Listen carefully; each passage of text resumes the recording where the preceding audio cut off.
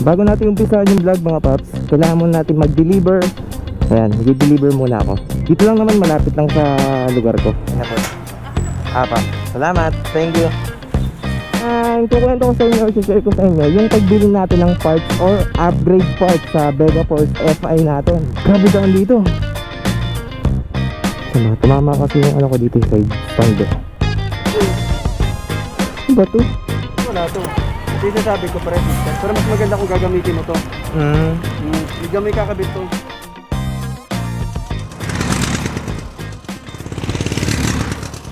What's up? Good afternoon. So alas 2 na nga po, ng init. Medyo marami-rami tayong lalakarin ngayon mga paps. Pero yung una nga, nag-deliver lang ako ng gamit or yung binibenta kong item malapit sa area ko. Then pupunta ako ngayon sa Antipolo, bandang SM Cherry. Nakalimutan ko lang yung mismong street kasi mga paps eh. Tapos bali ang gagawin ko pala doon, kukuha ko ng stock na gamot sa mata. Yung binibenta ko nga, bali supplier ko yon. Tapos dadaan ako dito sa Taytay sa may Hashim Motor Parts.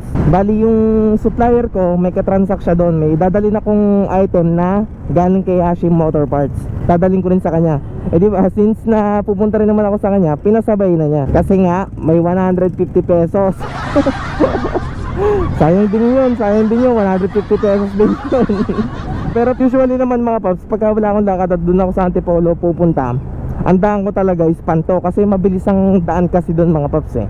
Sobrang bilis lang talaga ng daan doon. Pero ito nga, kasabay nga, dito lang tayo dumaan. Konti lang naman diferensya, matraffic lang, tas medyo mainit. Pero push, kayang-kaya.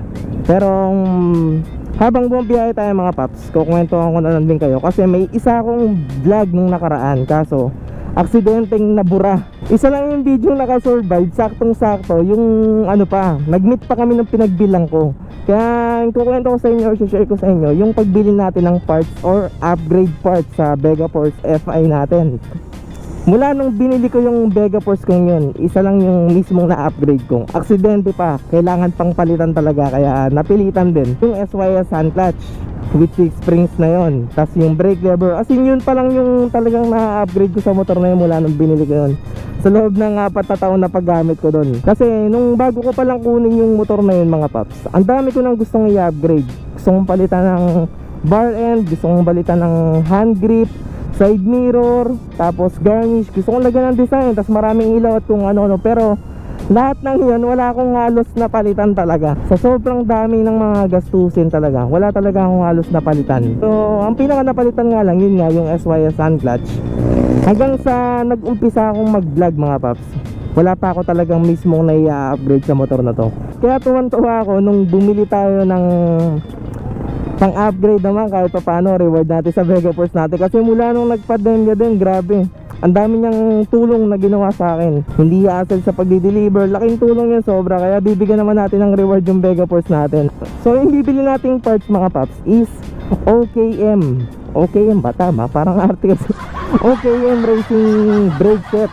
Yan, yung set ng brake set. Ito talaga gustong gusto kong i-upgrade. Pero yun na nga, napagbigyan tayo ng pagkakataon para makapag-upgrade kahit pa paano. At least diba paunti-unti. Kaya nga sinasabi ko sa inyo, mula nung nag-start ako mag-vlog, wala pa akong halos na upgrade. Ito pa lang siguro yung first. Lahat ng babaguhin ko sa motor natin, makikita nyo, masusubaybayan natin.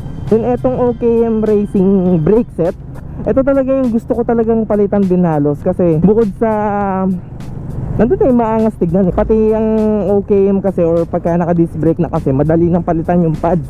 Hindi masyadong hassle, hindi katulad ng brake shoe, diba? Ang daming babaklasin. Pero yun nga lang, nalulungkot lang ako kasi may vlog ako last time na bibigyan ko kayo ng feedback sa brake banding. Ngayon hindi na matutuloy kasi magpapalit tayo ng disc brake ngayon. So bala ko talaga, habang naka-disc brake, sasabayan ko na ng shifter. Yan talagang bala ko mga paps. Kasi angas na angas din ako sa shifter kung tutusin talaga. Pero may isang subscriber na nag-comment na wag na daw ako mag-shifter kasi after 1 year magpapalit din daw or babalik din ako sa stock. Kasi nakakangalay daw, especially sa long ride. Pero syempre diba, may mga rider din naman na sanay sa mga ganong style. Pero para sa akin, sariling ano ko to mga paps, hindi ito sa lahat.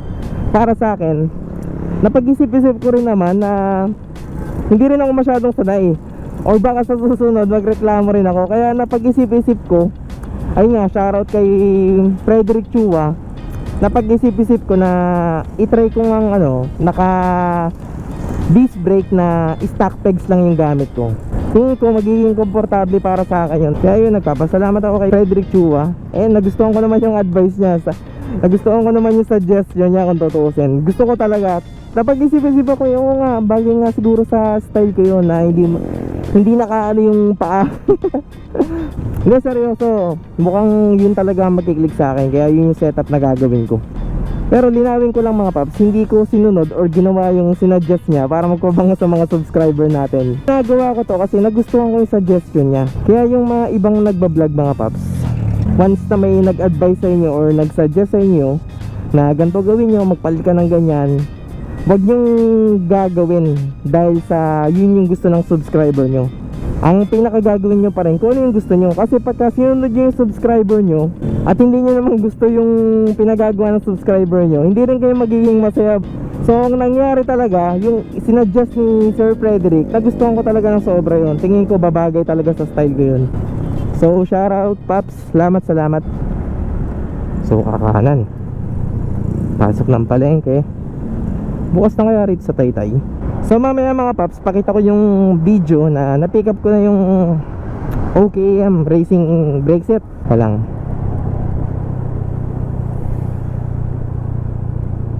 lapit na lang kakanan na tayo dito. Di ko kasi kabisado yung Motoshop diba, konti lang naman. Konti lang yung tatakbuhin natin, may 150 pesos na tayo. Yeah. Tapos kakaliwa. Na-miss ko rin tong Honda Click Lagi kasing gamit ang tatay ko to Ang init pa rin na singaw. Bali palabas siguro ng bago mag Fishport. A few moments later. Si Ma'am Jenny. Jenny po ba pangalan? Ma'am Jenny? Gulong? Jenny? Hindi. Kay Ma'am Jenny daw pangalan. Ay, ano? Jenny pangalan. Nandiyan sa? Jenny pangalan. Nandiyan siya sa loob. Tawagan mo na. Kasi ako number niya sir napagutusan lang ako nung Saan yan? Sa looban sila Loba po ba? Oo, dito lang ginagamit nila sa akin. Okay, para madaling makita. Pwede po ba magparada rito?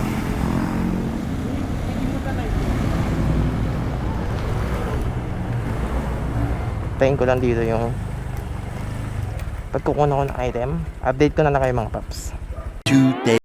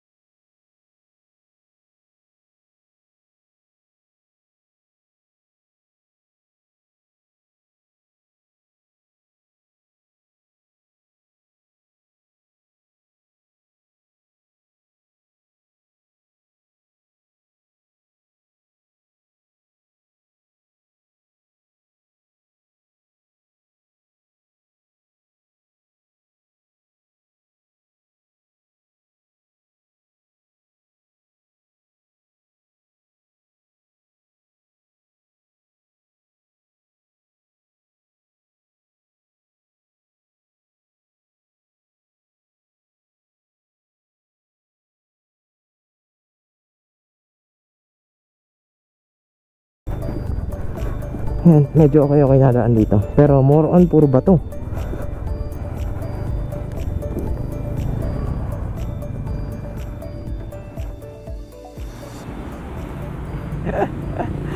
Tangya ka, babe. Tinat ko na yung customer ko. Ay, yung supplier ko na customer ko dati sa LBC. Doon kasi ako nag-work dati, mga paps eh. Sabi ko walang iya ka. Dito usapan sa moto shop. Pero ang usapan lang dito sa shop na to, sa Hashim, yan dyan. Kandi bale. 150 ka pa. Kala mo easy 150 ka. Wala tayo sa Mayamot. No oras na.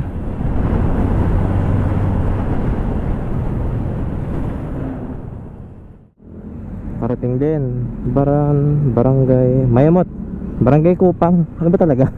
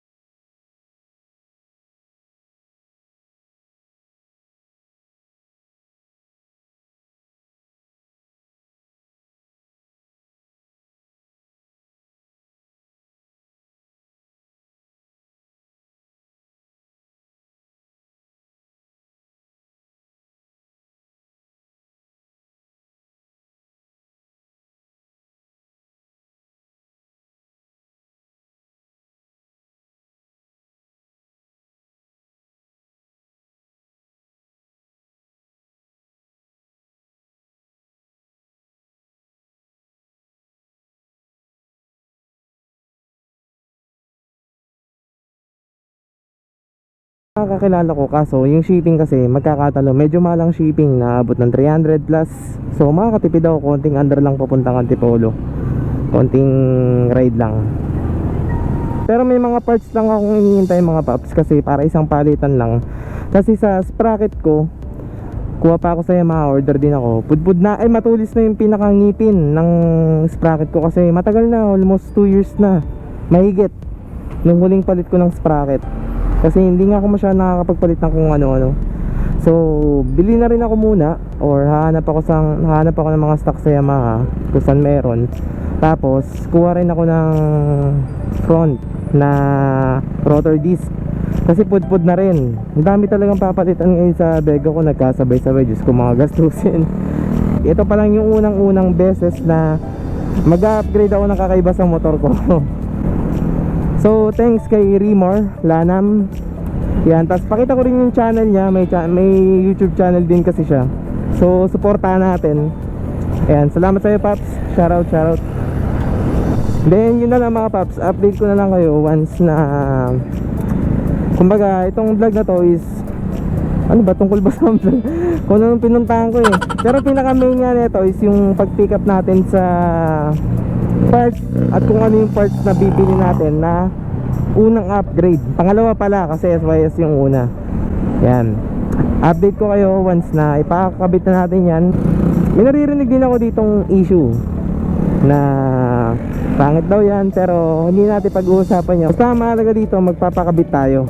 Siguro nasa mekaniko na lang talaga yan. Kasi si Doc Harvey kasi ilan na nakabitan niya, madami na siyang nakabitang ganyan mga paps. So far wala pa namang issue or wala pa namang nagrereklamo sa kanya. So hanggang dito lang yung vlog ko mga paps.